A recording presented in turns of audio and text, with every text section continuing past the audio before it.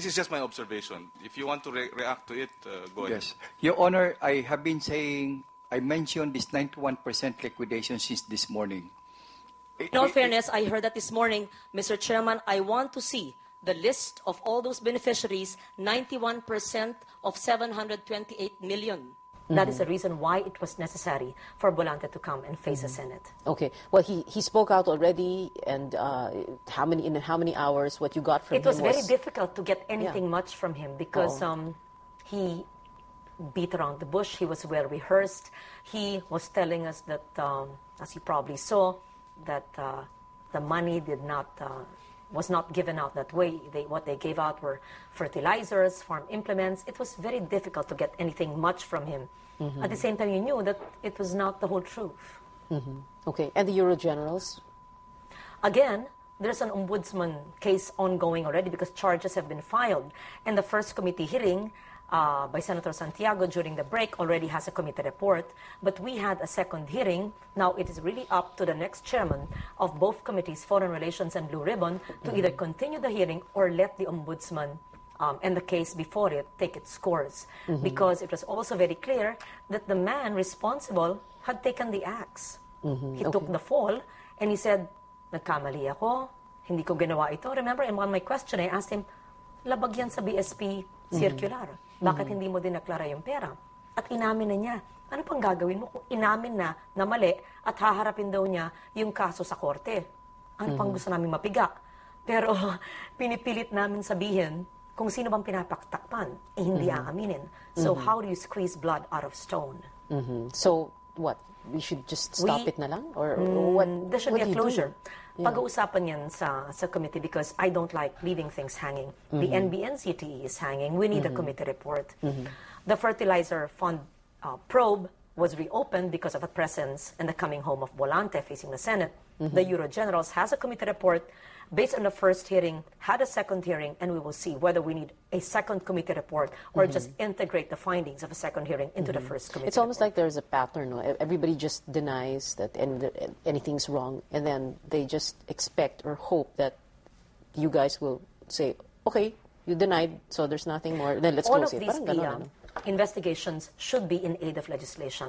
That's why we must see what are the important laws that are being violated, what are the laws which are still absent, which have not been enacted, which are pending in the various committees, to be able to pinpoint where the loophole lies. Why is there so much corruption in the country? Because Pia, very clear, we are not a poor nation. A 1.4 trillion budget, having 728 million pesos to give away to farmers who are in dire need of fertilizers. But what happens? It is diluted with water. The wrong kind of fertilizer is purchased, which are for ornamental plants and orchids, when we have farmers who really farm on rice and not on orchids. And many beneficiaries who were said not to have properly, adequately, or sufficiently received the funds for that. So we are not a poor nation. We are a nation with misplaced priorities, with an inefficient bureaucracy, and with corruption as the biggest onus of this administration and past administrations. It is so ingrained into the system. It's part of the system of this country, whether in the public or private sector, that something must be done immediately. Are there laws? Yes, there are laws. The Procurement Law, Anti-Red Tape Act of 2007. There are institutions in our government, the COA that does the investigations. We have Blue Ribbon Committee in the Legislative Department that conducts investigations. We must have a paradigm shift and a change of culture to make sure that our resources goes to the right beneficiaries, not to the wrong pockets.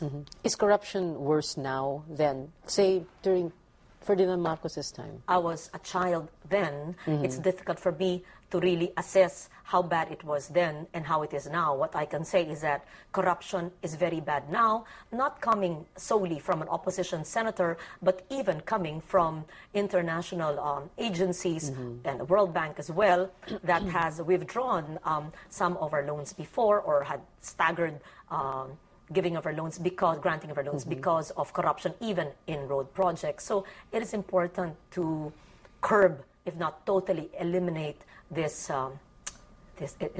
I can't find a better word. It's a big baggage that is beleaguering, that is providing.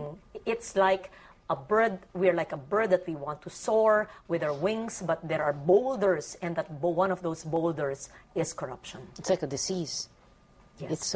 It's well, like a cancer, no? Yes. How- On how the do other we- hand, Pia, the Filipino are a great people.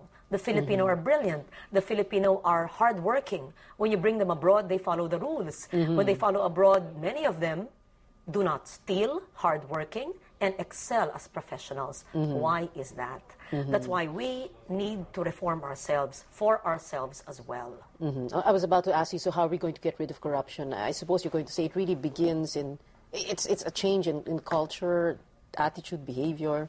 Number one, there are laws, the strict implementation of these legislative measures which are in place.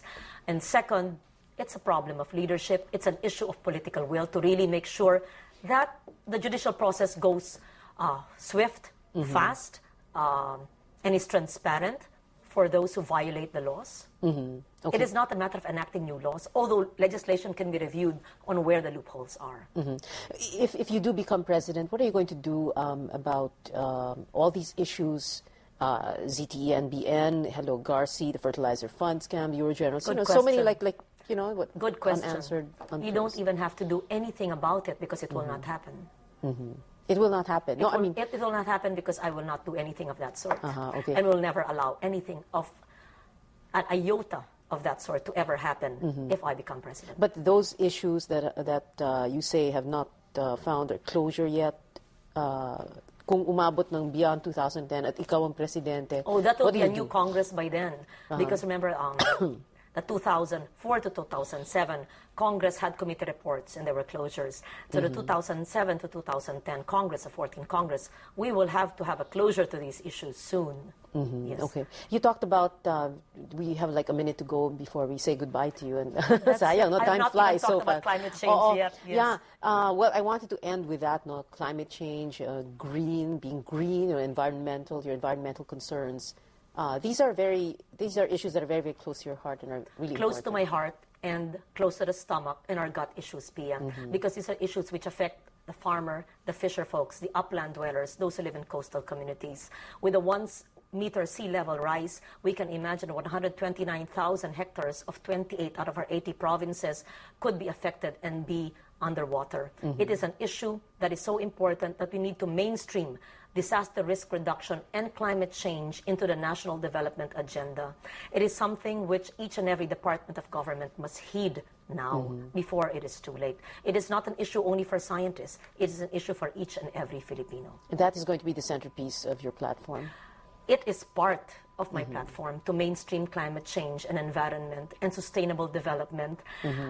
Just like Bhutan, where there is gross national happiness, that's what we need to do here for good governance, to be the major platform of government for transparency and accountability, and second, environmentalism and the revival of cultural values and sustainable development. We have finite resources and we have a growing population. Sustainable development is the name of the game. That will be the key that will make the difference for the present and for the future. Okay, thank you so much, Senator Loren Legarda, for being Thank here. you, Pia. Maraming salamat sa But at the inyo. same time, it's interesting you said, it is my platform. Did I say that? Yes. It's a Parang Freudian it's- slip. it's Freudian No, slip. because a platform is not necessarily Yeah. for a candidate. It's Yeah. something that is ingrained in your heart. And whether you run or not for political office, it is It's something still, they can't it's take away still from you. there. Right. Okay. Yes. Maraming salamat, Senator Thank you, Loren. Pia. Thank you. Thank you again to Senator Loren Legarda for joining us tonight. Join us again on Tuesday for another round of interesting views on the most relevant political issues of the week. I'm your host, Pia Otteres, making sure it's nothing personal, it's strictly politics. Thank you and good night.